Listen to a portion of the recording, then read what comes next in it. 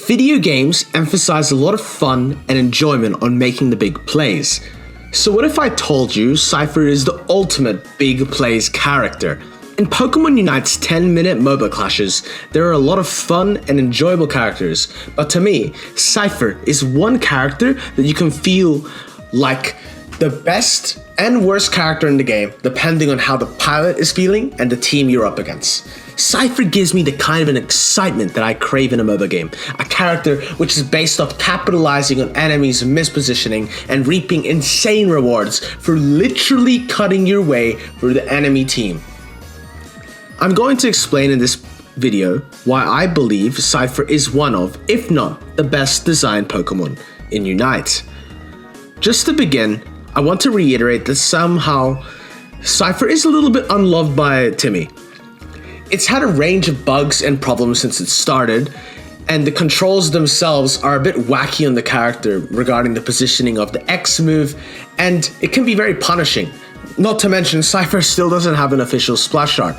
Despite all these things, I believe it is one of the highest skill expression Pokemon that touches a mix of masteries, particularly in game knowledge and mechanics, and pairing that two concepts together. So, let's start, and let me explain what Scyther's kit is, and why I adore playing a good game of Scyther. Scyther's passive, it's really simple. It gives Scyther a flurry of attacks, which in this instance is 2 attacks with the second dealing decreased damage. Now, there's a few ways this works. Mainly, you use this for stacks for the boosted auto attack because they apply an account for getting a boosted auto attack. I'm not 100% sure of the interaction between this and its boosted auto attack, but I do believe you can apply both of their sets of damage if applying the boosted auto attack and the passive. And because the boosted auto attack is so similar, let's talk about that too. The boosted, it's super easy. It's literally the same. Now, the only difference is by using the second boosted auto attack, you do get an increased movement speed of 35%, pretty nice, and that attack can also critically strike. These are all pretty important things to think about because it's gonna connect together about why Scyther is such a good character. So, we're gonna be honest, it's really reliant on hitting these auto attacks. This is what's gonna make or break a superb Scyther game from like a pretty good one, right? So you're gonna get all this extra damage, you're gonna get all this extra move speed. Really try to land your auto attacks if you're playing Scyther. If you're playing against Scyther, don't let him auto you for free. Now, this is where Scyther starts to get complex, and that's when we talk about the abilities. Scyther's first ability, which is the X ability, is called Dual Wingbeat. And it's an X-shaped skill shot, which is basically you have a little target to aim for on the screen, and when you choose that target, that's the center of your X attack, which will do a slash with that circle being the center point. Anything that is hit by this circle, the center point, will heal Scyther. And if any part of the X, so anything in that little X animation, hits an opponent, it also heals Scyther, and it will give him a dash that will allow you to execute enemies from 20% health. Or actually, no, rather, it's execute 20% of their missing health. So generally, when they're about 10%, they instantly die. Doesn't matter, resistances or anything. That's also a set of damage. So we've just seen this move is very loaded. It's a loaded move, it's difficult to use. Now, why is it difficult to use, Suluwu? Okay, let's go and break this one down. Well, it's awkward. You're gonna see throughout this video and throughout any game you play as Scyther that to move this away from your character, you have to really understand the range and gauge of it. And then also, if you miss this ability, you're losing one of your best forms of mobility. Because if you miss it, you don't get the dash, you don't get that execute, you only get a little bit of damage, if you're lucky, from the auto attacks. It's got a decently long cooldown as well. So there's a lot of punishment that happens when you actually fail this move as Scyther. However, when you succeed, as we were just talking about, you get a range of benefits which are crazy. It is one of the best moves in the game if done correctly and used optimally. Now, I'm going to talk a little bit more about why this is so powerful, right? So this X move, it is actually surprisingly long range. Like, you aren't actually aiming for that center point. The center point, if it hits, is wonderful, but any part of the X that lands will give you the dash. And so there are a lot of cheeky plays that Scyther can make based on angles and positioning in the game that opponents can't really expect or predict. Now, of course, having a dash tied to damage is pretty cool, You have it tied to hitting the opponent. That's even better. It allows Scyther a level of mobility and freedom in the game, which is not normally expressed in Pokemon Unite. Scyther is a character that is so loaded in the sense of mobility that you're just sort of dashing around everywhere, and it's really up to you to choose the engagements, to you to choose the angles, and for you to choose how you want to take down your opponents. This move is actually the main point that holds a player back in terms of Scyther. Like, not understanding how this move works, not understanding how the mechanics and how the fluidity of this move should go is something that will hold your Scyther back. Or you can see it in an enemy Scyther, the awkwardness, the aiming is awkward and weird, and you can dodge a lot of its abilities when it misses its move. So the next ability is double hit, and this is Scyther's jump. I'm not going to talk about Swords Dance in this guide because I believe right now Swords Dance is a pretty weak move. I don't think it's a very good idea to go in Scyther, and I think it will hold you back. And I'm going to explain that in a second because this is a pretty interesting take, right? So double hit gives you a large jump in a direction. It's got a decently long cooldown. If you hit someone in this jump, you will get another jump. You get to choose which direction you jump in. That's based on the directional stick or whatever you use on mobile.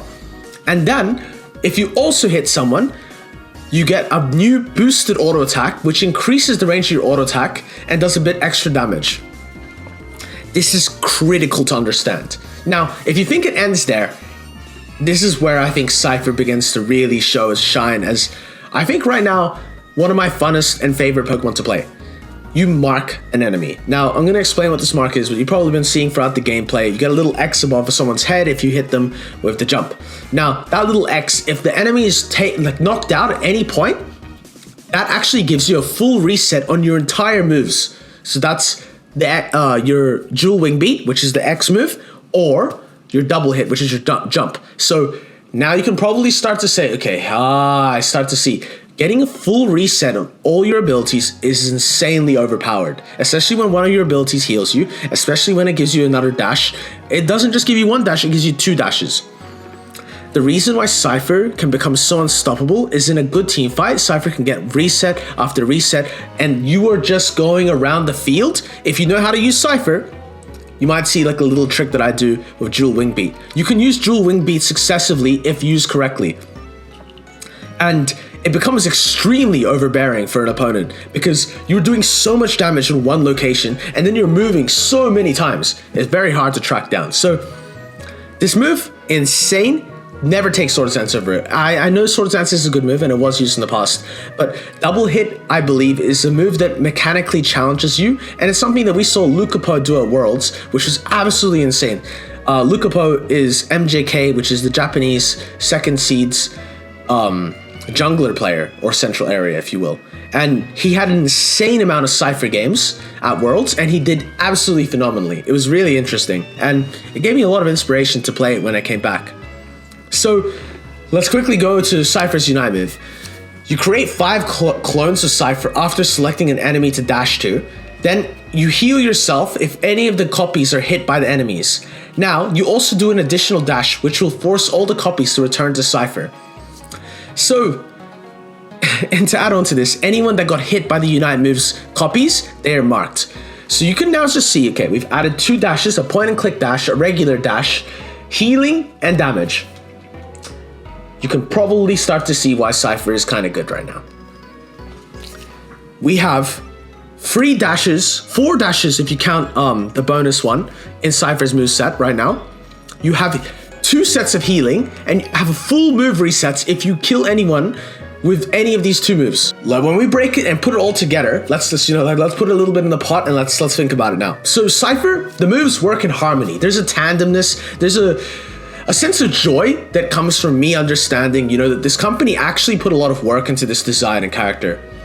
So I understand Scyther was one of the current director's first Pokemon after the last one was fired. Now, does that mean that this director has a good idea? I don't know. But the development team nailed this one on the head. Scyther, while being strong, while being good, has never been so overbearing. And it has shown like a perfect mix of mastery and game knowledge. So that's with Scyther's high mobility.